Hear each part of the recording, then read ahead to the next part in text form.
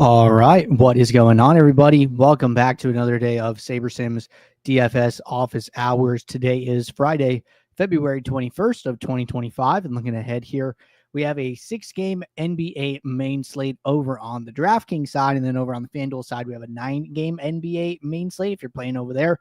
And then the Canadians beat the Americans yesterday in the Four Nations face-off. And I believe we have NHL returning tomorrow. So should be a fun weekend here heading into the weekend for DFS wise. For those of you who are new here, welcome. My name is Andrew, one of the coaches over here at SaberSim. This is a show where we go over how to use the SaberSim app, answer any and all DFS related questions. Get your questions in one of three ways here. First off, send us an email, support@sabersim.com. Second, post it live in the YouTube chat. Third way, post it in the office hours channel in our Discord server. If you're not in our Discord and want to get access to that channel, there's a link in the description of this video. You also get access to our similar channels, individual support channels, and you get access to the rest of the SaberSim team. Just can't say enough good things about the Discord. But with that said, we do the show Monday through Friday, 4 p.m. Eastern, and then we do the show on Saturdays at 12:30 p.m. Eastern. So tune in any one of those days, get your questions answered. All right.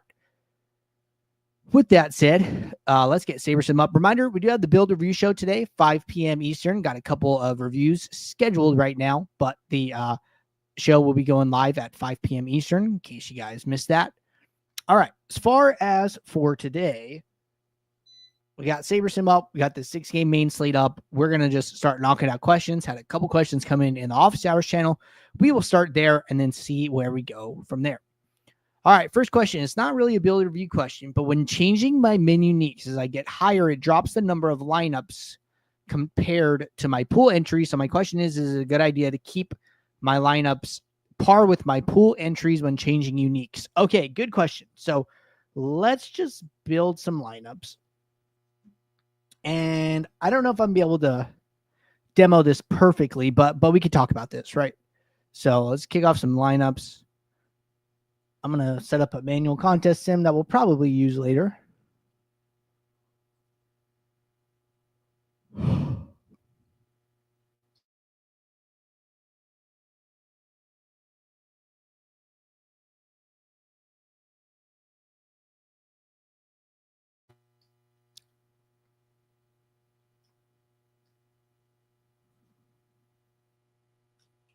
Try a hard refresh.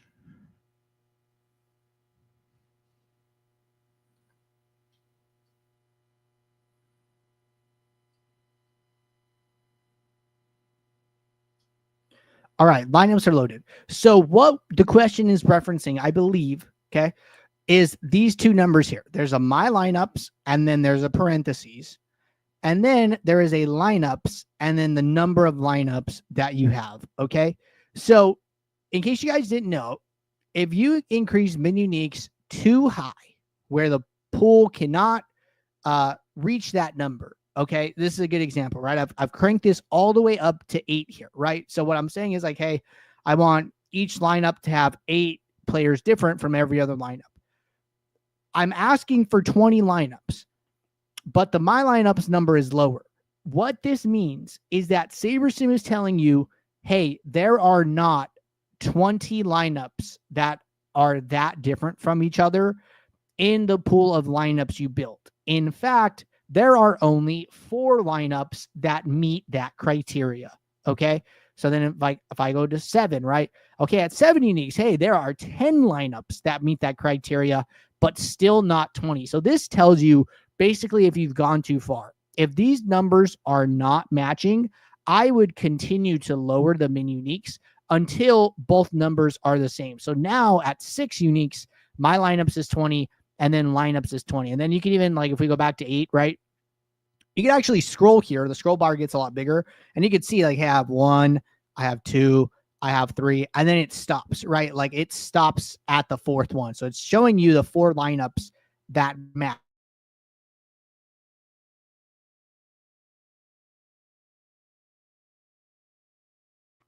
Make sure you go backwards until the 2 numbers match again. Okay. So very good question. Important to be aware of that. So in case anybody wasn't, thank you for bringing it up.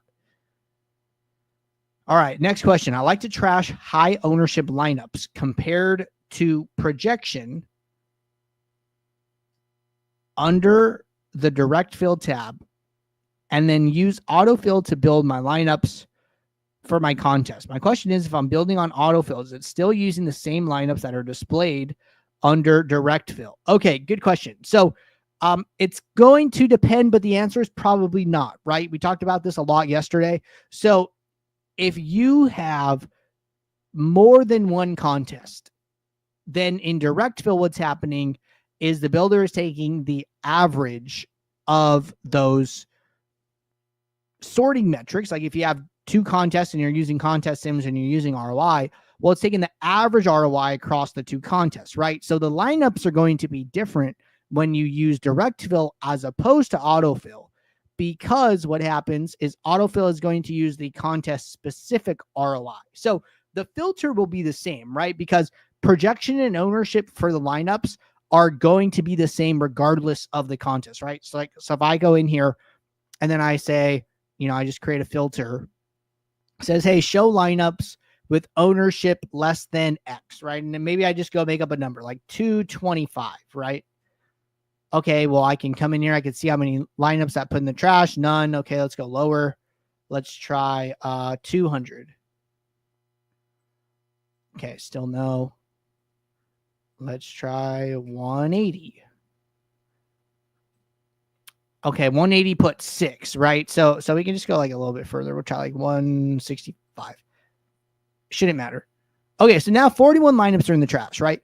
Well, now whether or not I use direct fill or autofill, these lineups are going to be in the trash no matter what, because the sum ownership of the lineups is the same no matter what, right? Because the sum ownership comes from the my own column. So whatever is in the my own column is what the builder is using, right? It's not using different my ownerships when looking at the filter. It's just using one. However, right, when the lineups are being sorted by ROI and we're using target contest specific ROI, well, then the sorting changes, right? So if you're using any contest specific metrics, if you're using, a filter that says ROI,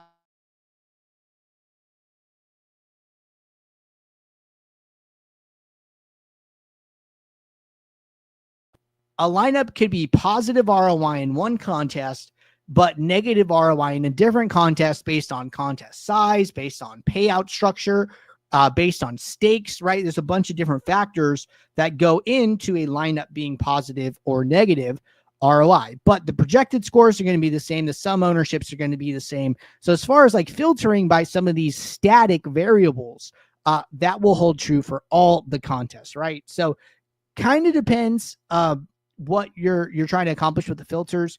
But if you're asking me like, hey, if I go in direct fill and look at my exposures and then I go to autofill and fill my lineups, will they be the exact same? And the answer is probably not. So just understand the differences there. If you're looking for some more clarification on the differences between direct and autofill, check out our tutorial on that, autofill versus direct fill and fill methods. I will drop that here in the YouTube chat, but you could also find it by going to the top right corner, going to help, open up our support library and go to the SaberSim tutorial section, which will have that video or where that video lives.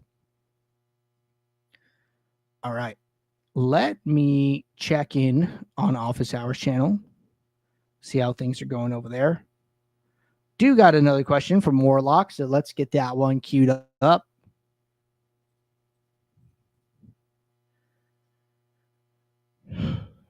All right. And copy and pasting now.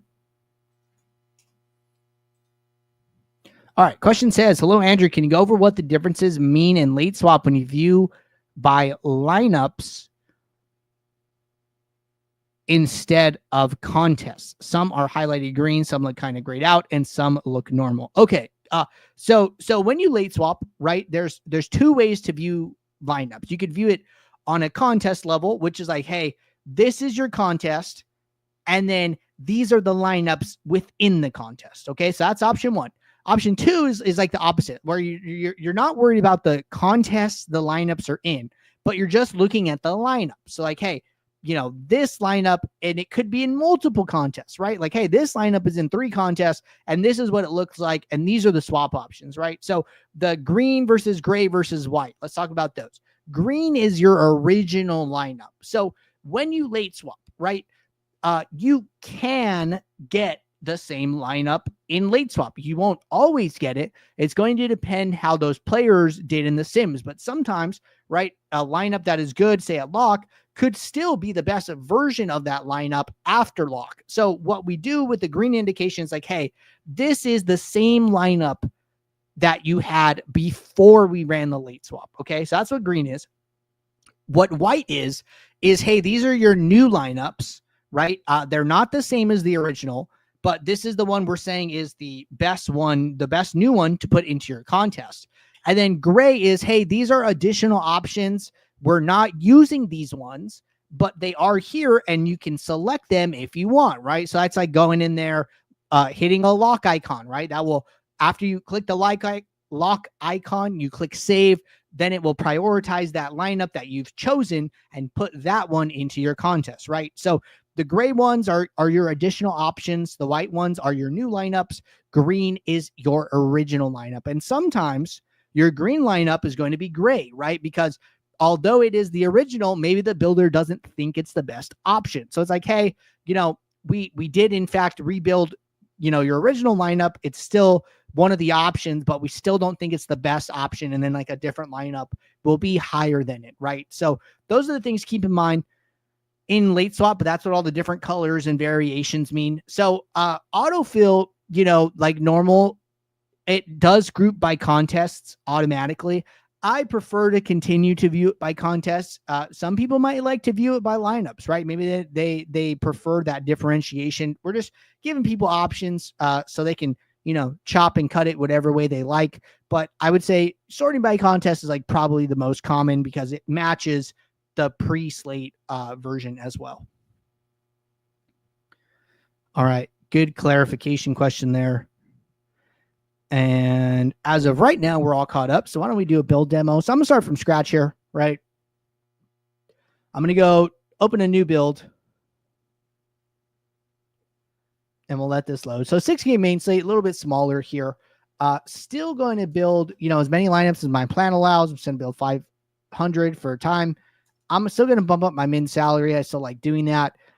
And then I'm just going to set up like some floor, projection filter. And after that, be ready to rock and roll, right? Build some lineups. I think we already created a contest sim, so we're all set there. Okay, cool. Go back to my build. And we will let these lineups run.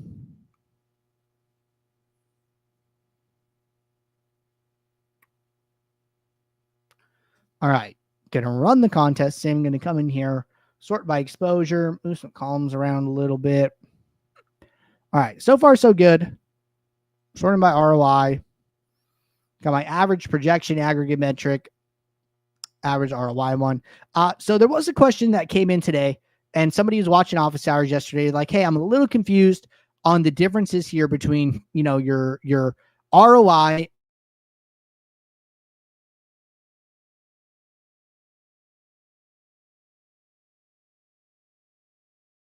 So we have 500 lineups in our pool, right?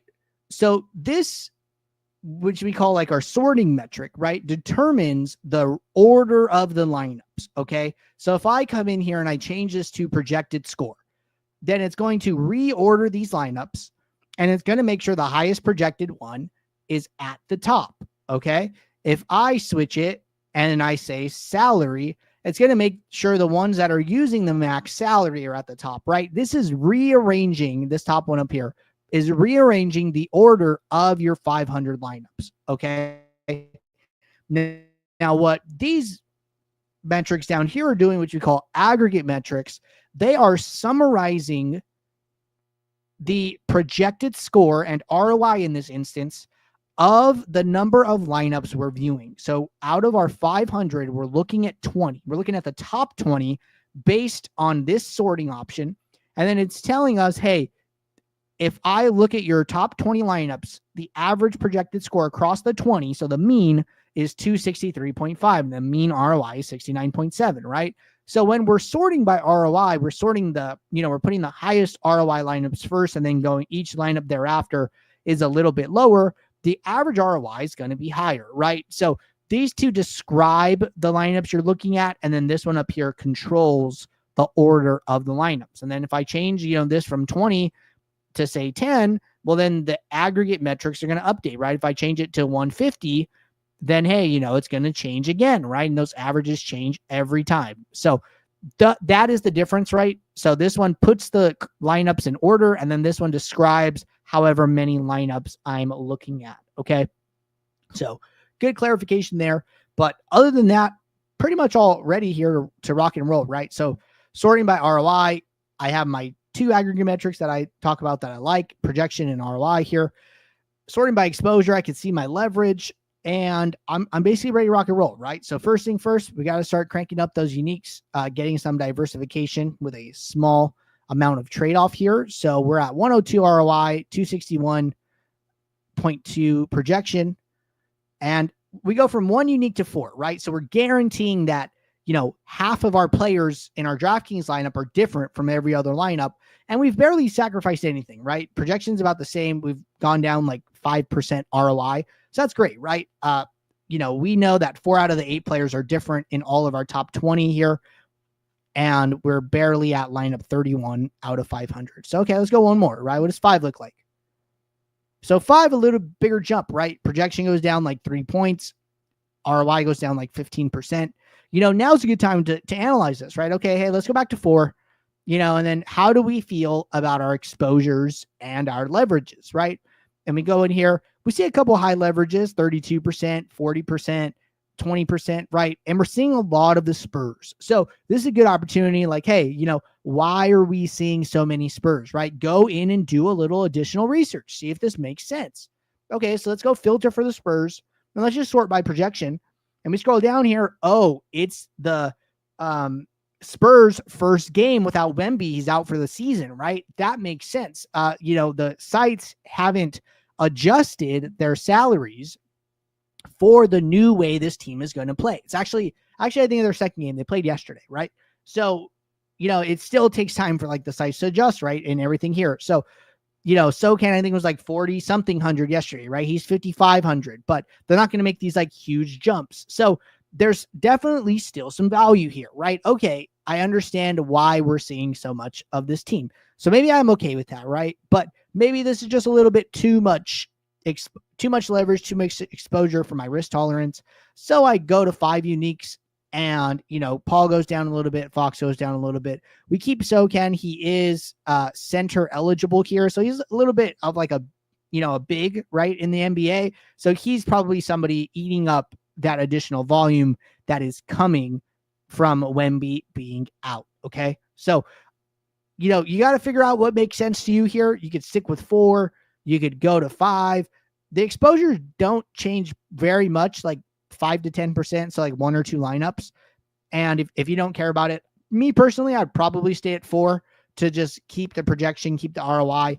If there was a big jump in exposures of some of these players going 4 to 5, I might consider 5, but I'm not really seeing it. It looks like a lot of the players underneath that already have low exposure are being adjusted, and the builders trying to keep as much Fox, SoCan, Paul as possible. So I would probably leave it at 4 and be happy, right? And then I would come in here, save my lineups, upload them, and then be ready to rock and roll.